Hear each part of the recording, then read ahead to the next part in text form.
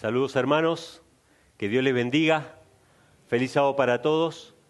Estamos contentos y gozosos de poder juntarnos y compartir algo de la palabra del Señor. Estaba meditando, me vino a la mente un recuerdo de una vez que me invitaron a predicar a un canal, a una señal.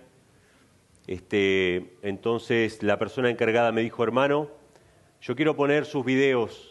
Yo quiero trabajar con sus videos y me gusta la manera que usted predica, pero ¿por qué no deja un poco el tema de la deidad?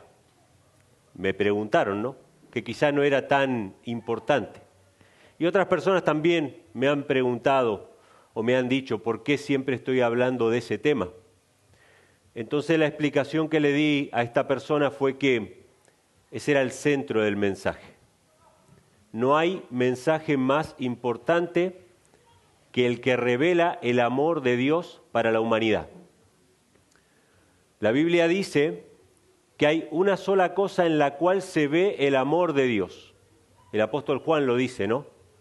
En esto se ve el amor de Dios, en que Dios envió a su Hijo al mundo por nosotros. Ese es el centro del mensaje. Si la gente necesita saber que Dios los ama, necesitan saber cuánto los ama. ¿Cuánto nos ama Dios? ¿Hay una medida del amor de Dios? La Biblia dice que hay una medida. En Juan 3:16 dice: de tal manera amó Dios al mundo que dio a su Hijo unigénito para que todo aquel que en Él cree no se pierda, sino que tenga vida eterna. ¿Qué significa de tal manera?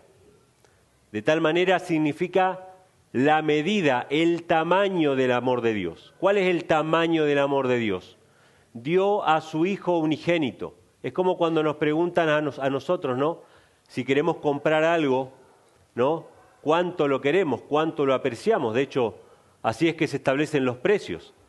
Los precios en un mercado se establecen por cuánto están dispuestos a pagar las personas por tal producto. Cuando hay escasez de ese producto, ¿qué pasa con los precios? Suben. Cuando hay abundancia de ese producto, la gente no está dispuesta a pagar tanto y el precio baja, ¿sí? O sea que el precio que alguien está dispuesto a pagar es el deseo que ese tiene por ese objeto, por esa cosa. Dios nos amó tanto que estuvo dispuesto a dar, lo voy a decir en otras palabras, todo lo que tenía. Si Dios es una Trinidad, Cristo no era todo lo que Dios tenía. Cristo era uno más en una unión de tres personas. No bajó el Hijo unigénito de Dios. Ni era su Hijo, ni era su unigénito, ni era todo lo que tenía. Y el mensaje de la Biblia, de tapa a tapa, es: Dios es amor. Dios te ama. Los libros de Elena G. White suelen comenzar así, ¿no? Por ejemplo, El Camino a Cristo, ¿cómo empieza? Dios es amor. Está escrito en cada capullo de flor que se abre, etcétera, etcétera. ¿Cómo termina el conflicto de los siglos? Todos los seres celestiales, todos los redimidos, hasta el último átomo, declara al unísono en el universo que ¿qué? Que Dios es amor. Toda la Biblia nos habla de eso. Entonces, ¿es importante este mensaje? ¿Tenemos que predicarlo? Vaya que sí tenemos que predicarlo, hermanos. Vaya que es necesario que hablemos cada vez que tenemos oportunidad de que Dios tiene un Hijo literalmente, que Jesús es literalmente el Hijo de Dios y que la Trinidad es un engaño de Satanás. Tenemos que predicarlo. Nunca nos avergoncemos acerca de eso. Muchas veces me escriben y me dicen: hermano, usted es monotemático. Bueno, si hubiera gente que estuviera hablando de este tema, uno estaría más tranquilo, como por ejemplo con respecto al sábado. ¿Tenemos que hablar del sábado? Sí, pero hay muchos que están hablando del sábado. La iglesia en general habla del sábado. ¿Quién habla acerca de la deidad? Nosotros, hermanos, tenemos que hablar acerca de la deidad. Porque ¿saben que la crisis que se avecina tiene que ver con el sábado? Sí. Tiene que ver con la inmortalidad del alma, sí van a ser los engaños capitales que va a usar Satanás. Pero yo les hago una pregunta, hermanos. ¿Acaso Satanás va a perseguir a aquellos que guarden el sábado en honor a un Dios falso? Pregunta interesante. No le estoy diciendo que yo sepa absolutamente la respuesta, pero hace poco me escribieron y me dijeron: hermano, usted dice que el sábado va a ser la piedra de toque en el tiempo final y que los van a perseguir por guardar el sábado. Y sin embargo los judíos guardan el sábado, los van a perseguir a los judíos también. Entonces yo le hice una contrapregunta, no como una respuesta absoluta, pero una contrapregunta para meditar. ¿Los judíos guardan el sábado por amor a Cristo? ¿Guardan el sábado por la fe en Jesucristo? ¿Qué dice Apocalipsis? Que van a perseguir a los que guarden los mandamientos de Dios y la fe de Jesús. Que de paso en todo el Apocalipsis aparecen las características de la iglesia como lo que tienen algo de Dios y de Jesús. Los mandamientos de Dios y de Jesús. ¿Sí? Y la Biblia presenta siempre claramente la deidad. Y hoy quiero compartir simplemente unas pocas citas que nos hablan acerca de un acto que es el acto que hace el creyente cuando se entrega a Dios, que tiene que ver con el bautismo verdadero. Antes de entrar en las citas propiamente dichas, quiero compartir unas imágenes con ustedes que me van a disculpar porque, bueno, acá Carlos me dijo que se ven borrosísimas y es así, y yo podría haber puesto el texto limpio, pero yo quería que ustedes vean un poquito las pruebas, digamos, ¿no? Esto lo compartió un hermano en sus redes sociales y lo hizo público, por eso yo lo tomé, aunque tapé su nombre. Este hermano mostró su certificado de bautismo de la Iglesia Adventista del Séptimo Día del año 1995. 95. Es algo muy interesante, hermanos, para que aquellos que tienen dudas de si hay cambios o no hay cambios en la religión adventista. Este certificado de bautismo dice en el primer punto: creo en Dios, el Padre, en su Hijo Jesucristo y en el Espíritu Santo. El punto 2 sigue diciendo: acepto la muerte de Jesucristo en el Calvario, etcétera, etcétera. Pero vamos a centrarnos en el punto 1. ¿Cuántos de ustedes haría su voto bautismal cuando le toman los votos, esa profesión de fe que se hace antes de meterse al agua?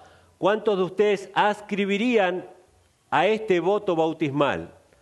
Levanten la mano, voy a empezar yo. ¿Cuántos de ustedes adscribirían a este voto bautismal? ¿Está correcto este voto bautismal, hermanos? Claro que está correcto, porque dice: creo en Dios el Padre, en su Hijo Jesucristo y creo en el Espíritu Santo. ¿Creemos nosotros en el Espíritu Santo? Claro que sí, creemos en el Espíritu Santo. No creemos en la Trinidad. De paso, para aclarar a mucha gente que piensa que no creemos en el Espíritu Santo. Pero yo adscribiría a este voto bautismal.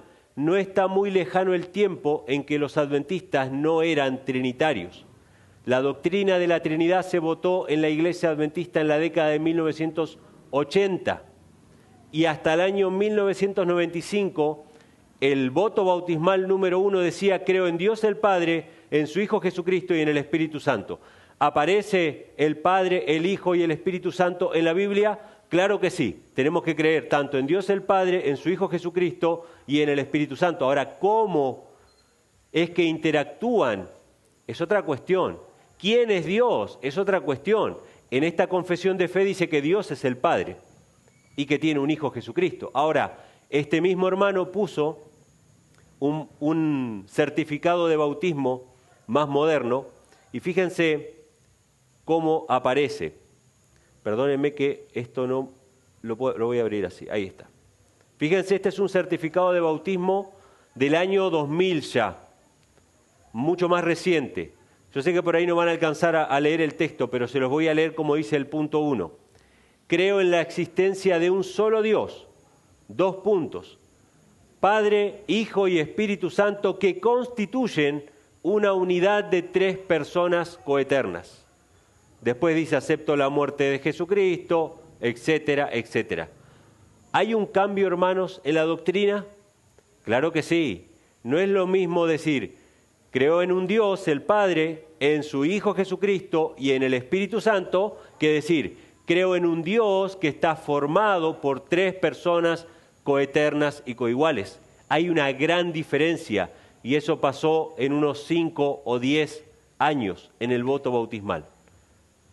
¿Es importante el tema del bautismo? ¿Es importante cómo nos bautizamos? ¿Y en nombre de quién nos bautizamos, hermanos? Claro que sí. Vamos a estar compartiendo algunos textos de la palabra del Señor que nos hablan acerca de este tema. El título es El verdadero bautismo. Y hermanos, primeramente quisiera que ustedes vieran hasta qué punto es importante este tema, no solamente para Dios, sino también para Satanás. ¿Sí? No solamente para la iglesia verdadera, sino también para la iglesia falsa. Y yo voy a poner unas citas que ustedes la van a poder leer. Todos estos documentos ustedes los pueden corroborar. Pero me gustaría que presten atención a cada una de estas citas. La primera es del Catecismo de la Iglesia Católica. ¿Qué significa para la Iglesia Católica creer en el Espíritu Santo? Fíjense lo que dice. Creer en el Espíritu Santo es profesar que el Espíritu Santo es una de las personas de la Santísima Trinidad, consubstancial al Padre y al Hijo. Con el Padre y el Hijo recibe una misma adoración y gloria. Por esta razón se ha hablado del misterio divino del Espíritu Santo en la teología trinitaria. Esto está en el Catecismo, en el numeral 685. Fíjense qué interesante esto, hermanos. Si nosotros no creemos en la Trinidad, ¿qué es lo primero que nos dicen? Ustedes no creen en el Espíritu Santo. Y nosotros nunca decimos no creer en el Espíritu Santo. Es más, queremos el Espíritu de Cristo y no de otro, como dice Elena G. de White. Queremos el Espíritu Santo que es Jesucristo, así dice la sierva. O sea que hablamos del Espíritu Santo y probablemente mucho más que los trinitarios. Pero para un trinitario no creer en la Trinidad equivale, es lo mismo que no creer en el Espíritu Santo. Y creer en el Espíritu Santo equivale a creer en la Trinidad. Y ahí usa algunas palabras el catecismo, como por ejemplo que son consubstanciales, ¿sí? Este es un tema interesante. Sería bueno que los adventistas no trinitarios estudien este tema, porque la Iglesia Adventista del Séptimo Día no tiene claro este punto, doctrinalmente. Porque la Iglesia Adventista utiliza citas del Espíritu de Profecía, donde Elena G. de White habla, por ejemplo, del Padre y el Hijo, como que son uno, no en persona, sino en carácter, en mente y en propósito, pero la Iglesia Católica no cree así con las tres personas de la Trinidad. Cree que las tres personas forman un solo ser formado por tres personas. La Iglesia Adventista no cree de la misma manera. La Iglesia Adventista cree en tres seres divinos, con lo cual no está creyendo en la Trinidad Católica, está creyendo en tres dioses, que son uno en carácter, en propósito y en mente. Interesante, es un tema para estudiar. Pero seguimos avanzando. Esto lo dice el Manual para los Católicos y dice así: el misterio de la Trinidad es la doctrina central de la fe católica. Sobre ella dependen todas las demás enseñanzas de la Iglesia Católica. ¿Está interesada la Iglesia Católica en que los protestantes y la mayoría de los protestantes acepten la Trinidad?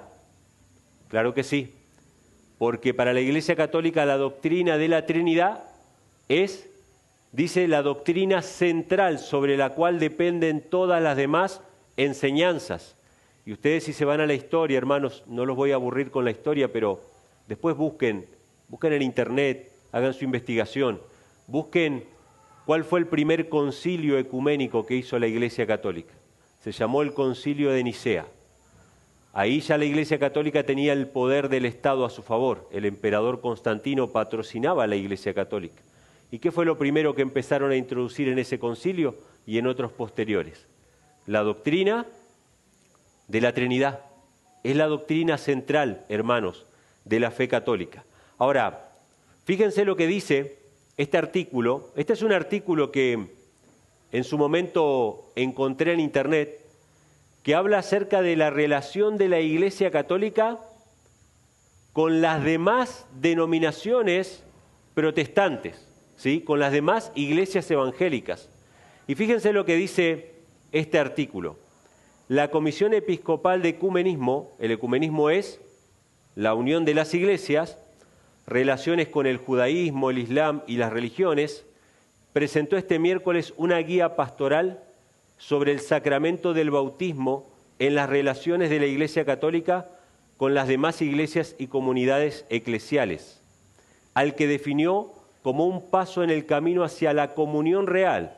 Fíjense que está marcado, la comunión real. ¿Qué quiere la Iglesia Católica? Ecumenismo. ¿Qué es el ecumenismo? Unir a todas las iglesias protestantes en una sola, juntamente con la Iglesia Católica. El ecumenismo es eso. Y dice que el tema del bautismo es importante en esta comunión real. Dice lo siguiente: el presidente de la comisión, Monseñor Carlos Humberto Malfa, obispo de Chascomús, explicó que se reconoce, y escuchen esto, hermanos, la Iglesia Católica en su voz oficial dice: se reconoce como único y válido el bautismo realizado mediante la administración o inmersión en agua con la forma trinitaria Padre, Hijo y Espíritu Santo, y subrayó que el bautismo es imborrable e indeleble y fundamento del compromiso ecuménico de la Iglesia. Voy a pasar en criollo estas palabras que dice este artículo, para que lo entendamos bien. Para la Iglesia Católica, si usted se bautizó en el nombre del Padre, el Hijo y el Espíritu Santo, creyendo en una Trinidad, su bautismo es reconocido como válido para la Iglesia Católica y usted está en esa comunión real, según lo que dice la Iglesia Católica. Esto es muy interesante, hermanos, porque nosotros como adventistas, y muchos de nosotros, hemos sido bautizados en el nombre del Padre, el Hijo y el Espíritu Santo, creyendo en una Trinidad. La Iglesia Católica no necesita que los adventistas se hagan católicos. La Iglesia Católica no necesita que los protestantes se unan institucionalmente con la Iglesia Católica. Les basta con que acepten la doctrina fundamental de la Iglesia sobre la cual descansan todas las demás, la doctrina de la Trinidad, y que se bauticen con ese bautismo que dice que es imborrable e indeleble y que dice que es reconocido como válido y como único. Y fíjense qué interesante, porque dice que ya sea por administración o inmersión. ¿Qué significa administración o inmersión? Que si te echan el agua como en la Iglesia Católica o te sumergen como en la Iglesia Protestante, de todas maneras tu bautismo es válido para ellos, siempre y cuando sea en el nombre de la Trinidad. Interesante punto, hermanos. Fíjense, hermanos, lo que nos dice la palabra del Señor acerca del bautismo. Voy a leer algunos pasajes que nos hablan acerca de cuál es el verdadero bautismo que la Iglesia de Dios tiene que practicar. Y yo sé que este es un tema que a muchos hermanos le inquieta, y yo he traído este tema especialmente porque muchas veces se hace esta pregunta: si deberíamos volver a bautizarnos o no. Y este es un tema muy personal, la gente me pregunta a mí, ¿no? Si debería bautizarme yo nuevamente. Y a mí no me gusta mucho responder lo que a mí me parece con respecto a esto. Personalmente yo sí me he bautizado nuevamente en el nombre de Jesús, después, ¿no?, de haber conocido esta verdad. Pero también he conocido gente que no se ha vuelto a bautizar, que han considerado su bautismo, su experiencia espiritual, etcétera, etcétera. Y nada malo con eso. Simplemente voy a presentar lo que la Biblia dice acerca del verdadero bautismo. Y que ustedes lo puedan meditar y que ustedes lo puedan estudiar personalmente.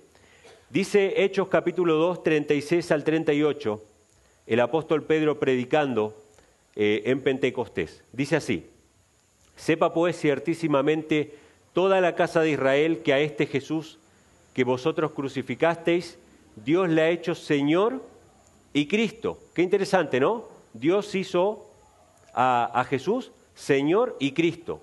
Al oír esto se compungieron de corazón y dijeron a Pedro y a los otros apóstoles: varones hermanos, ¿qué haremos? Entonces Pedro les dijo: arrepentíos y bautícese cada uno de vosotros en el nombre de Jesucristo para perdón de los pecados y recibiréis el don del Espíritu Santo. ¿Dijo Pedro bautícense en el nombre del Padre, del Hijo y del Espíritu Santo? No. Dijo arrepentíos. ¿Para con quién nos arrepentimos nosotros? ¿Con quién nos tenemos que arrepentir? Lo habló Carlos hace un ratito, ¿no?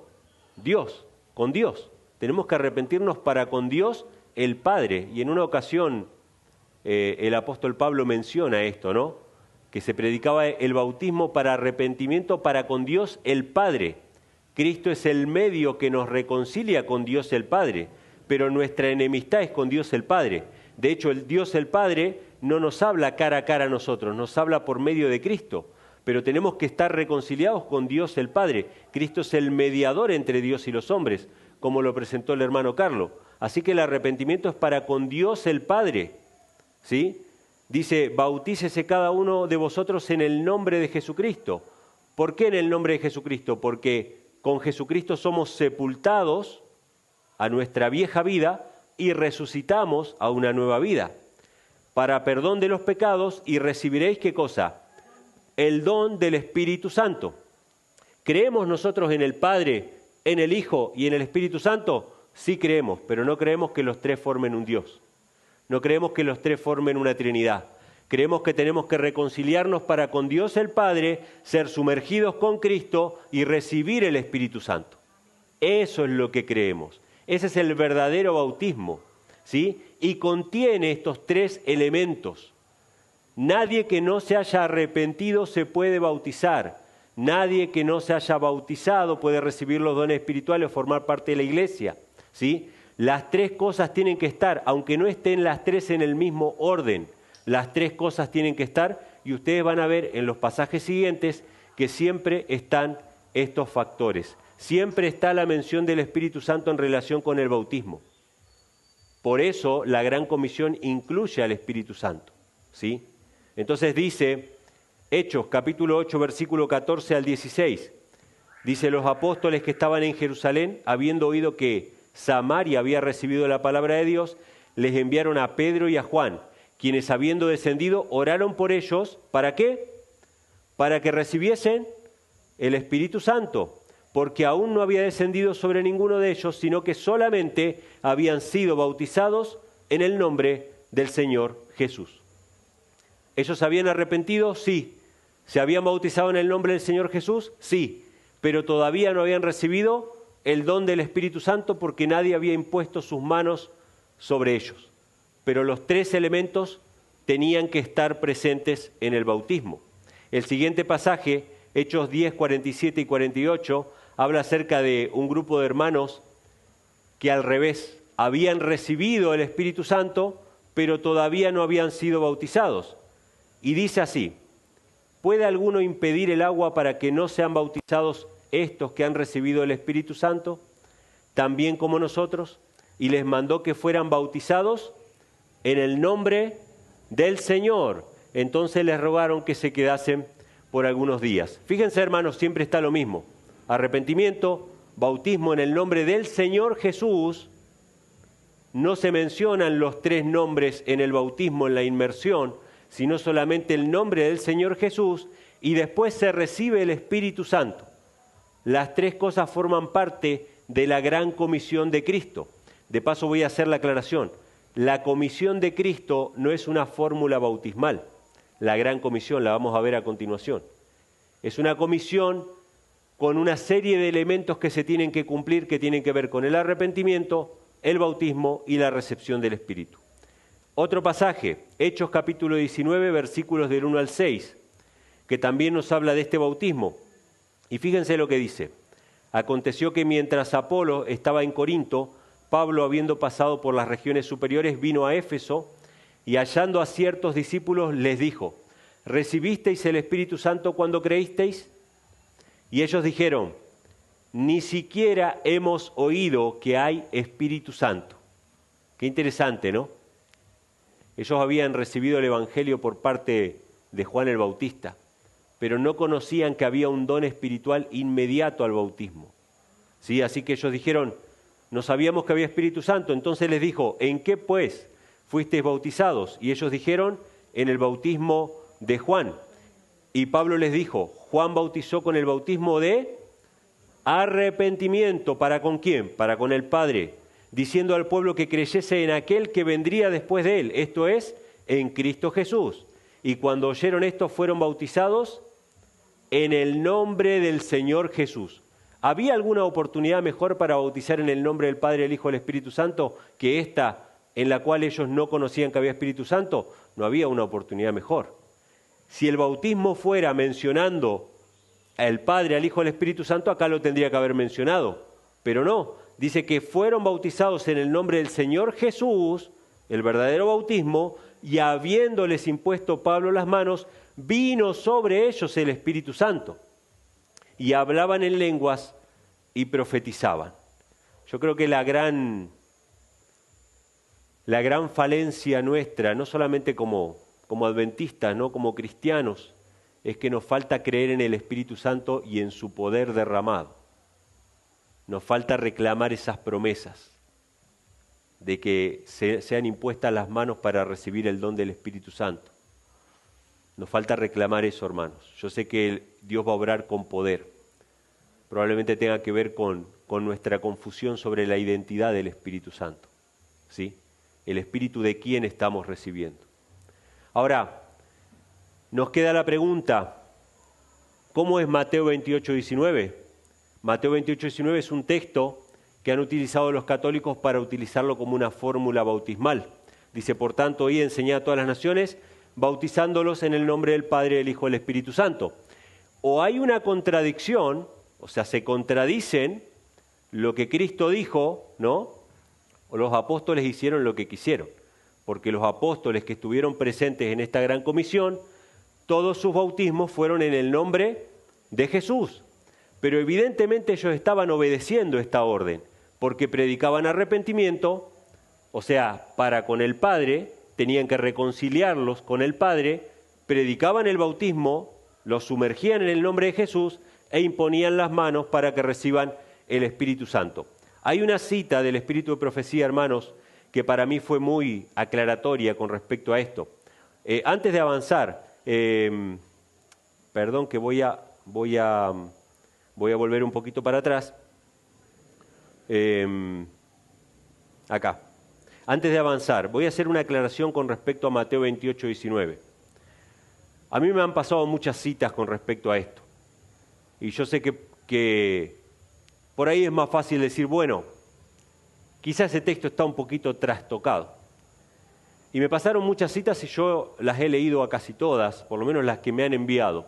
Pero la mayoría son comentarios de la Iglesia Católica acerca de cómo la Iglesia primitiva, y ellos mismos lo reconocen.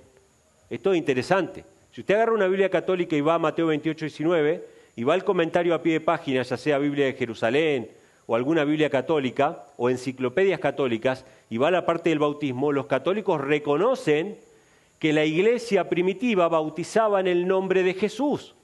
Y dicen, la Iglesia posteriormente empezó a usar la forma trinitaria en el nombre del Padre, del Hijo y del Espíritu Santo.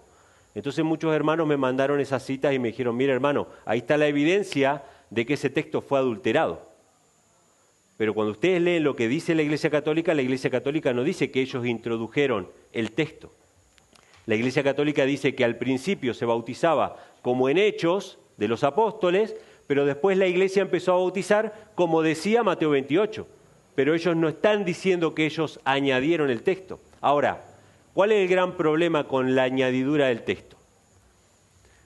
Si el texto fue añadido, si el texto fue adulterado, tenemos un problema con, no un libro, por lo menos 4 o 5 libros y hasta un capítulo entero del Espíritu de Profecía que menciona este pasaje. Lo que pasa es que Elena G. White explica este pasaje.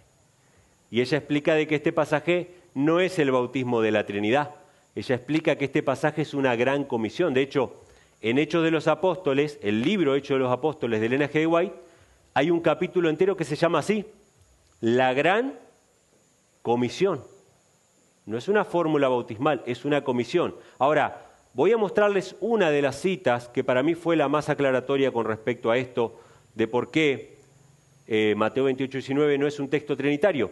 Y de la misma manera que nosotros ascribiríamos al voto bautismal del año 1995 de la Iglesia Adventista que decía, creo en un Dios, creo en su Hijo Jesucristo y creo en el Espíritu Santo, también podemos ascribir a este pasaje, porque les cuento que no es el único pasaje que menciona a los tres. después lo buscan si quieren, 2 Corintios 13, 14. ¿Sí? El amor de Dios, la gracia del Señor Jesucristo y la comunión del Espíritu Santo sea con todos vosotros. Amén. ¿Será que ese también está añadido? Y así empezamos, hermano.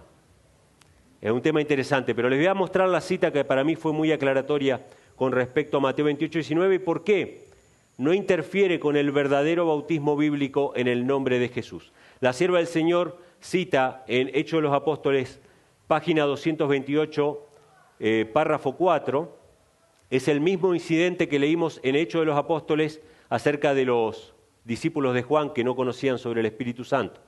Y dice así: al llegar a Éfeso, Pablo encontró 12 hermanos que como Apolos habían sido discípulos de Juan el Bautista y como él habían adquirido cierto conocimiento de la misión de Cristo. ¿Tenían todo el conocimiento?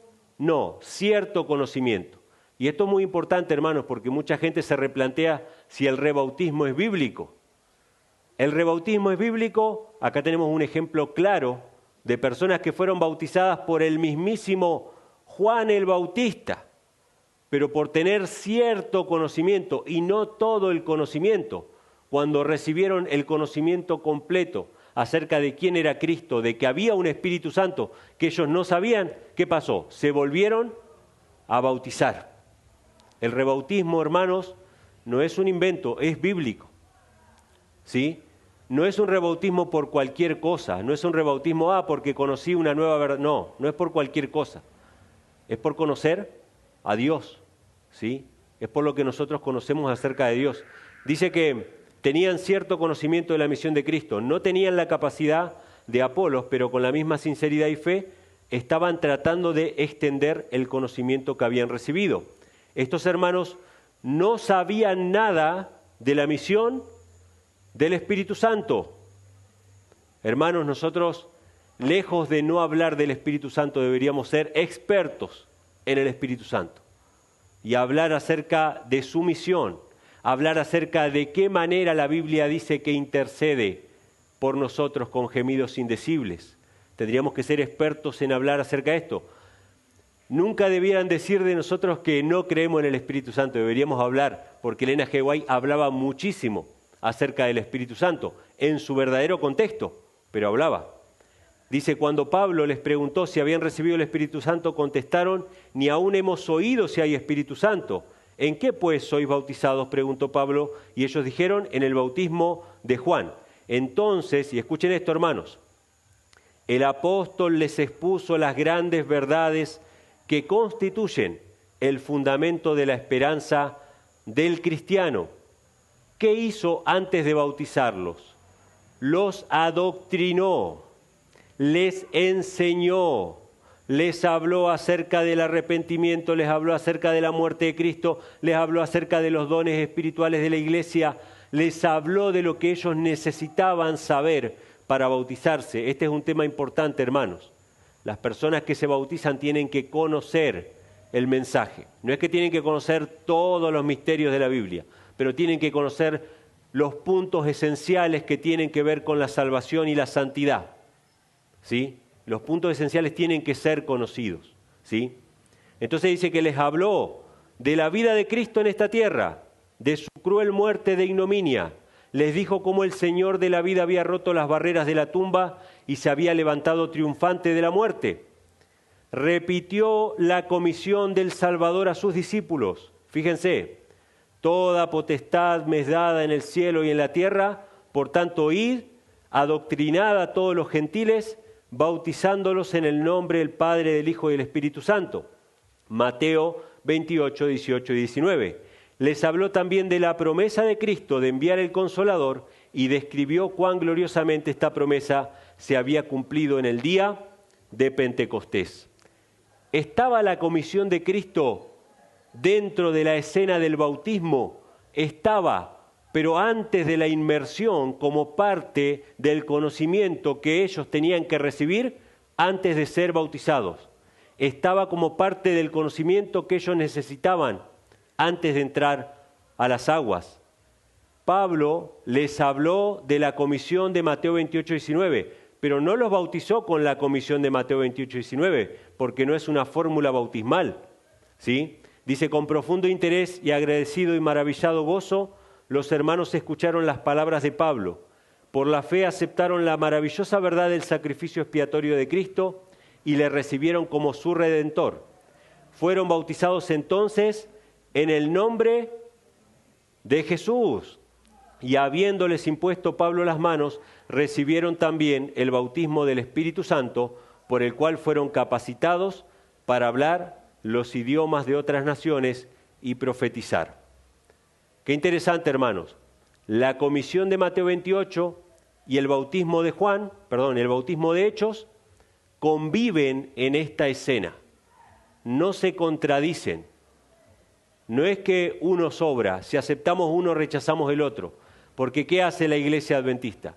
La Iglesia Adventista y la mayoría de las iglesias trinitarias acepta la comisión de Mateo 28 y rechaza todos los bautismos de Hechos. Y dice, no, esos bautismos eran así porque todavía no había cierto conocimiento. Mentira. Esos son todos los bautismos de la Biblia. Todos fueron hechos en el nombre de Jesús. La Iglesia Adventista toma Mateo 28 y rechaza los bautismos de Hechos. No caigamos nosotros, hermanos, en el mismo error de tomar los bautismos de Hechos y ponerlo contra Mateo 28. No está contra Mateo 28. Las dos cosas conviven en el mismo lugar. Ahora, ¿qué hizo la Iglesia Católica? Tomó la comisión de Mateo 28 y la puso como una fórmula bautismal. El que se bautiza se tiene que bautizar mencionando en el nombre del Padre, del Hijo y del Espíritu Santo, ¿sí? Creyendo en la Trinidad. Ese es el bautismo falso. El bautismo verdadero es en el nombre de Jesús para recibir el Espíritu Santo, ¿sí? Entonces, una cita más del Espíritu de Profecía que nos habla acerca de Mateo 28, 19. A mí me encanta esta cita cuando los hermanos trinitarios nos preguntan sobre esto y nos dicen ¿cómo entiende Mateo 28, 19? Es más, nos preguntan cosas más difíciles de responder. Nos preguntan ¿cómo entiende usted el trío celestial? ¿Cómo entiende usted los tres grandes poderes que obran para la salvación de la humanidad? ¿Cómo entiende usted a esas tres personas? ¿Sí? Porque Elena G. White tiene citas muy complejas para aquellos que hemos aceptado esta verdad. Trío celestial, tercera persona de la divinidad, tres grandes poderes, etcétera, etcétera. ¿Cómo entendemos nosotros? A mí me encanta esta cita, porque esta cita explica todo. En esta cita está todo. Cómo Elena G. White creía en el Padre, en el Hijo y en el Espíritu Santo. Ella cita en Review and Herald del año 1897, cita Mateo 28, 19, ¿sí? Pero lo cita con unos paréntesis, con unos corchetes, dando su interpretación de lo que lee en el pasaje, o por lo menos su visión basada en las Escrituras, ¿no? Dice, Cristo dio a sus seguidores una promesa positiva, que después de su ascensión les enviaría, ¿qué cosa? Su Espíritu. Su Espíritu. El Espíritu Santo es el Espíritu de Cristo. Id pues, dijo, y enseñad a todas las naciones, bautizándolas en el nombre del Padre. Paréntesis de Elena G. White. Un Dios personal. Y del Hijo. Paréntesis. Un príncipe y salvador personal. Y del Espíritu Santo, enviado desde el cielo para representar a Cristo, enseñándoles a guardar todo lo que os he mandado, y he aquí que yo estoy con vosotros todos los días hasta el fin del mundo. A mí me gusta mucho Mateo 28, 19 porque sí menciona al Padre, al Hijo y al Espíritu Santo, pero inmediatamente dice quién es el Espíritu Santo. He aquí, yo estoy con vosotros todos los días hasta el fin del mundo. El mismo pasaje lo explica, hermanos. Y un pasaje anterior a Mateo 28 dice, toda potestad me es dada en el cielo y en la tierra. Destruye la Trinidad ese pasaje. ¿Cómo va a ser que el Padre le va a dar al Hijo toda potestad si el Hijo ya tiene potestad? No, evidentemente toda potestad le fue dada. ¿Por quién? Por alguien mayor que Él, por el Padre. Y después dice, yo estoy con vosotros todos los días hasta el fin del mundo. ¿Podemos tomar un pasaje y hacer una doctrina de ese pasaje? Claro que sí. La Iglesia Católica tomó Mateo 28, 19 e hizo una doctrina de ese pasaje.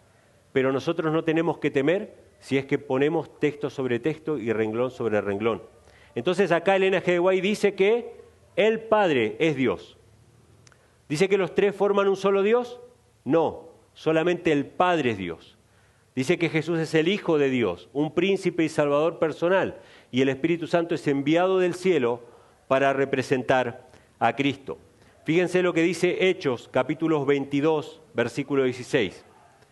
Esto se lo dicen al apóstol Pablo después de haber aceptado el Evangelio, después de haber aceptado la verdad. Él se reencontró personalmente con Cristo cara a cara. Cristo le mandó a predicar y otro discípulo de Cristo le dice así, ¿no? Ahora pues, ¿por qué te detienes? Levántate y sé bautizado y lava tus pecados, invocando el nombre del Señor. ¿Cómo es el verdadero bautismo? En el nombre de Jesucristo, hermanos. En el nombre de Jesucristo. Un pasaje más que nos habla acerca de esto, y me gusta mucho este pasaje, porque el apóstol Pablo se descorre él, ¿no? Y a todos los siervos de Dios se descorren para poner a Cristo en primer lugar. Primera de Corintios 1, versículos 12 y 13 dice: digo esto ahora porque cada uno de vosotros dice, yo soy de Pablo, y yo soy de Apolos, y yo soy de Cefas, y yo de Cristo. ¿Está dividido Cristo? Y escuchen lo que va a decir ahora. ¿Fue crucificado Pablo por vosotros? ¿O fuisteis bautizados en el nombre de Pablo? ¿En nombre de quién nos bautizamos? En el nombre de aquel que fue crucificado por nosotros. Cristo murió en la cruz y resucitó, ¿sí?, para que nosotros muramos con Él en las aguas del bautismo y resucitemos con Él a una nueva vida.